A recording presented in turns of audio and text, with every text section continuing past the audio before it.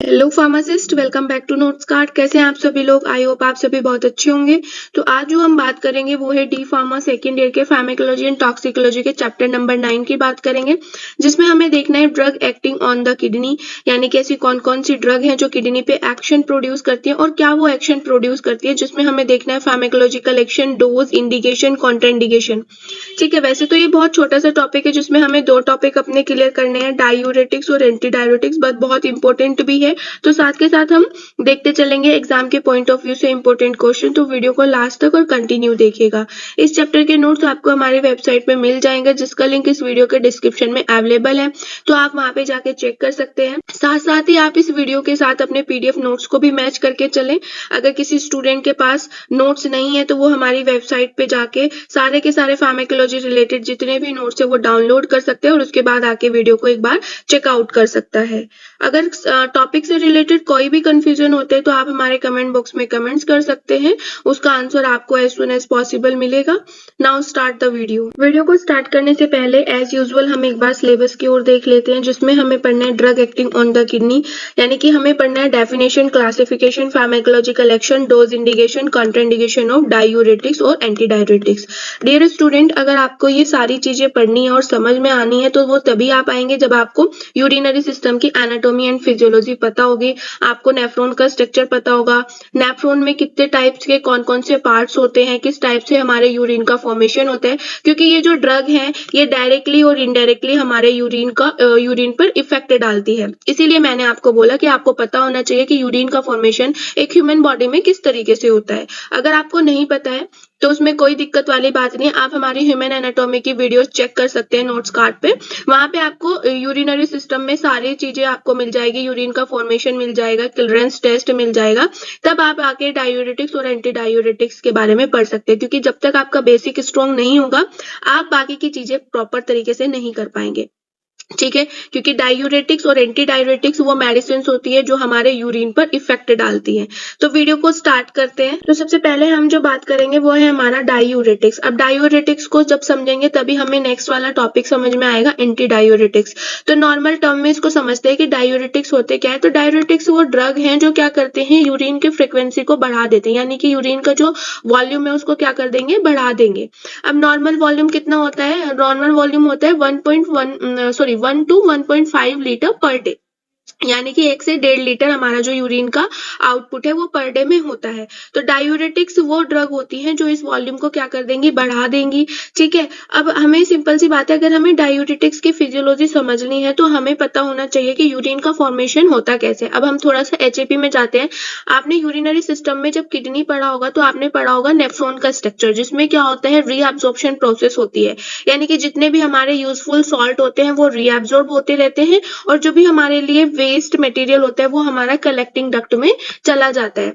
तो यानी कि जो हमारा नेफ्रॉन है वो क्या होता है, उसमें कुछ ट्यूब्स होती हैं, जैसे प्रॉक्सिमल, ठीक है, loop of Henle, ascending descending, उसके बाद कॉन्वोल्यूटेड ट्यूब और उसके बाद कलेक्टिंग डक्ट।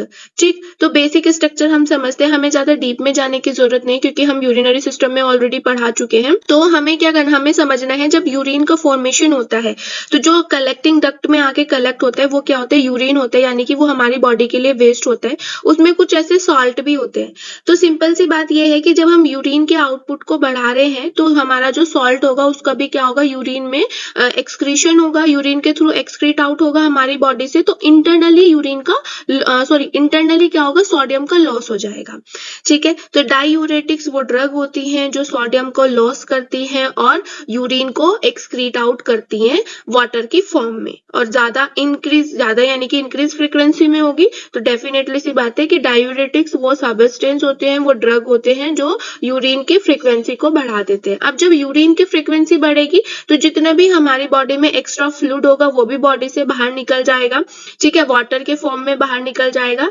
साथ ही साथ क्या होगा कि जो सोडियम निकला है जिसकी वजह से क्या होता है, बीपी हमारा डिक्रीज होगा, क्योंकि मैंने अभी बोला लॉस ऑफ सोडियम। अगर लॉस हो जाएगा हमारी बॉडी में सोडियम तो आपके दिमाग में तुरंत ये आता है फिर तो हमारा बीपी डिक्रीज हो जाएगा, कम हो जाएगा। तो ऐसा नहीं है, इसमें क्या होता है, ये एक होम्योस्टेटिक प्रोसेस होता है, यानी कि ये क्या है, होम्योस्टेटिक प्रोसेस है जिसमें हमारी बॉडी सोडियम को रिस्टोर करती रहती है कंटिन्यूटी में। ठीक है, इसमें आपको कोई सोडियम बाहर से खाने की जरूरत नहीं है कि भाई हमने डायूरेटिक्स लिया था फिर उसमें क्या हुआ, सोडियम का लॉस हो गया तो इंटरनली सोडियम का जो है वॉल्यूम वो क्या हो गया, डिक्रीज हो गया। लेकिन हमारी बॉडी क्या करती है, इसको मेंटेन करके रखती है और सोडियम को रिस्टोर करती रहती है रेगुलरली। तो डायूरेटिक्स वो सब्सटेंस भी होते हैं जो क्या करते हैं, होम्योस्टेटिक मैकेनिज्म को फॉलो करते हैं। ठीक है, और एक्स्ट्रा सेल्यूलर फ्लूइड की वो जितनी भी वॉल्यूम, हमारी जितनी भी कैपेसिटी होती है उसको मेंटेन करके रखते हैं, भले ही चाहे ये क्या करते हैं, सोडियम का लॉस करते हैं in the form of urine. ठीक है, सेकंड थर्ड आता है आपका डायूरेटिक्स जो होते हैं वो प्रिस्क्राइब ड्रग्स होती हैं, इनको आप ऐसे ही नॉर्मली बिना प्रिस्क्रिप्शन के नहीं यूज कर सकते हैं, इनके लिए आपको प्रिस्क्रिप्शन की जरूरत पड़ती है। अब बात आती है क्लासिफिकेशन ऑफ डायूरेटिक्स। जैसे कि मैंने बताया कि डायूरेटिक्स मेडिसिन का भी हम यूज करते हैं। ठीक है, कौन सी कंडीशन में यूज करते हैं, जब हमें यूरिन की फ्रिक्वेंसी यानी कि यूरिन के फ्लो को इंक्रीज करना, उस कंडीशन में हम डायूरेटिक्स करते हैं।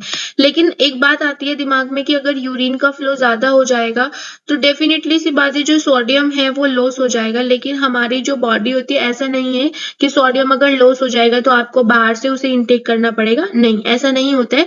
हमारी जो बॉडी होती है वो होम्योस्टेटिस प्रोसेस करती है जिसमें वो सोडियम को रिस्टोर करती रहती है। ठीक है, तो हमें देखना है कि कितने टाइप से इसको क्लासिफाई किया गया है। इसको 3 टाइप से क्लासिफाई किया गया है, हाई सीलिंग या फिर आप स्ट्रॉन्ग सीलिंग भी से बोल सकते हो।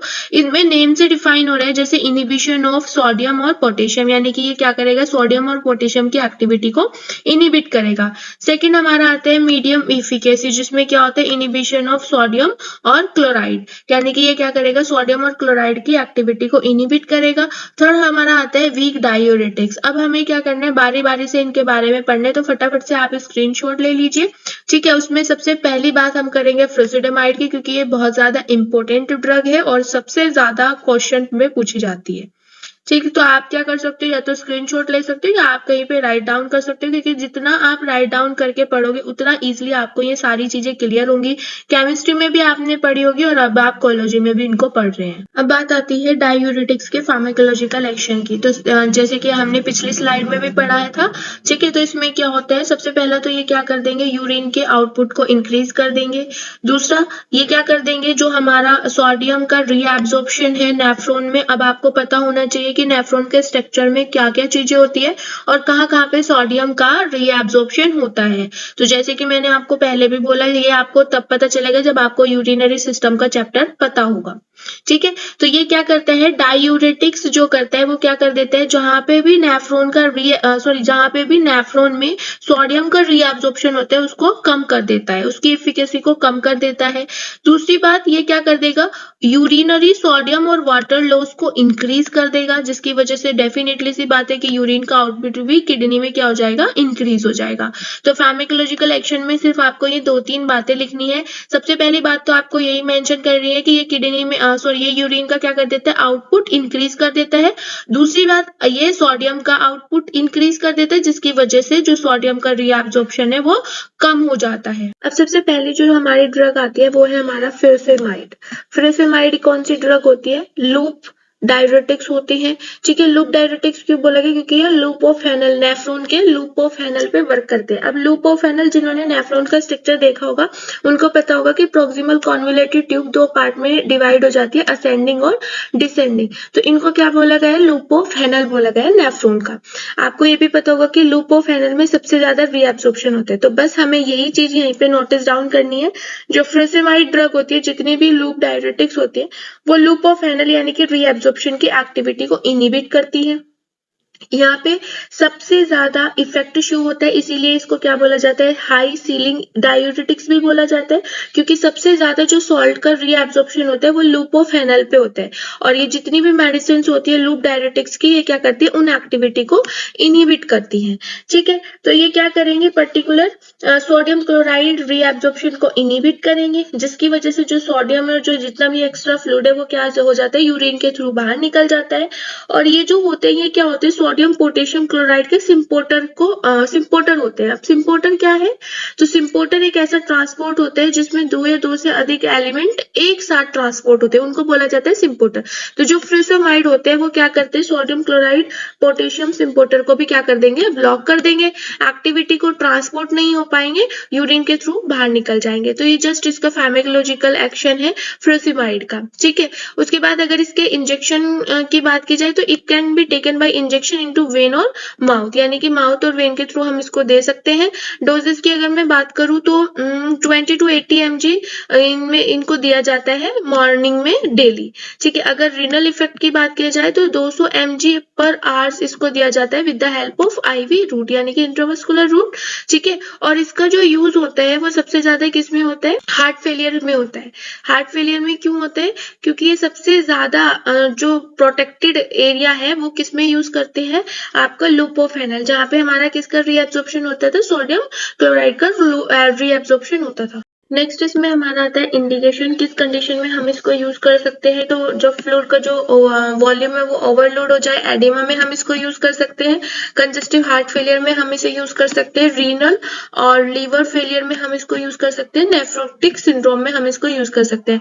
कॉन्ट्राइंडिकेशन की अगर मैं बात करूं तो मोस्टली ये क्या होता है, फास्ट इन्फ्यूजन रेट ड्रग है, ठीक है। हाइपो एल्ब्यूमिनिया में हम इसको यूज नहीं करेंगे। हाइपो एल्ब्यूमिनिया कौन सी कंडीशन होती है, जब जो ह्यूमन की बॉडी है वो प्रॉपर मात्रा में यानी कि प्रॉपर अमाउंट में एल्बुमिन प्रोटीन नहीं बना पाती, या फिर एक ऐसी कंडीशन जिसमें यूरिन और स्टूल में सबसे ज्यादा एल्बुमिन का एक्सक्रीशन होता है, लॉस हो जाता है, उस कंडीशन को हम हाइपो एल्बुमिनिया कहते हैं, ठीक है। कॉम्प्रोइड इलनेस यानी कि एक से ज्यादा, जिस पेशेंट को एक से ज्यादा एक ही टाइम में एक से ज्यादा डिजीज होती है उसको हम बोलते हैं कॉम्प्रोइड इलनेस, ठीक है। एमाइनो ग्लाइकोसाइड और टॉक्सिक ड्रग के साथ नहीं यूज करेंगे। उसके बाद रीनल इंपेयरमेंट में हम इसको यूज नहीं करेंगे, तो that is the contraindication. Next topic हमारा आता है एंटी डायूरेटिक्स ड्रग। अब एंटी डायूरेटिक्स ड्रग कौन सी होती है, जो डायूरेटिक्स के अगेंस्ट काम करे।